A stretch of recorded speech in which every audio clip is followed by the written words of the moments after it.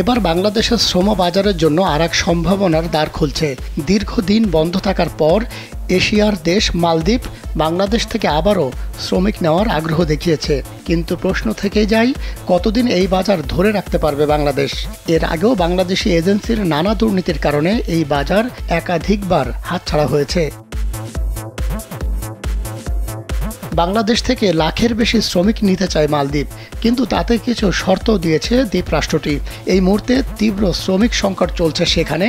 এই অবস্থায় বাংলাদেশ থেকে অদক্ষ শ্রমিক নিয়োগের ক্ষেত্রে আগের সীমাবদ্ধতা তুলে দিতে চায় দেশটির সরকার। দেশটির স্বরাষ্ট্রমন্ত্রী আলী ইহসান মত দিয়েছেন, এটি করা না হলে তারা শ্রমিকের চাহিদা পূরণ করতে পারবেন না। 1 মিনিটে নগদ ইসলামিক অ্যাকাউন্ট খুলতে ডায়াল করুন *167#। এ বিষয়ে একটি প্রতিবেদন প্রকাশ করেছে মালদ্বীপের সান পত্রিকা। তাতে বলা হয়, মঙ্গলবার মালদ্বীপ সংসদের জাতীয় নিরাপত্তা কমিটির সঙ্গে একটি বৈঠকে স্বরাষ্ট্রমন্ত্রী আলী ইহসান বলেছেন, বর্তমান নিষেধাজ্ঞা তুলে নেওয়ার সঙ্গে সঙ্গেই দেশটিতে বাংলাদেশি শ্রমিকের সংখ্যা লাখের ঘরে পৌঁছে যাবে। তিনি বলেন, মালদ্বীপে বর্তমানে শ্রমিক সংকট আছে, তাই বাংলাদেশি শ্রমিকদের সর্বোচ্চ 1 লাখ কোটার সীমা বাদ দিতে হবে। তবে বাংলাদেশের শ্রমিক নিয়োগে সীমাবদ্ধতা তুলে দেওয়ার আগে একটি সুরক্ষা নীতি বাস্তবায়নের কথাও বলেছেন তিনি। এক্ষেত্রে দেশটিতে অবস্থান করা সব প্রবাসীর একটি বায়োমেট্রিক ডেটা রেকর্ড তৈরি করার কথাও বলেন তিনি।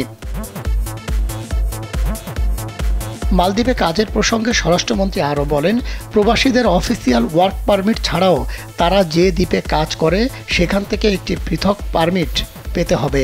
এমনটি করা হলে অবৈধ অভিবাসন রোধ করা যাবে।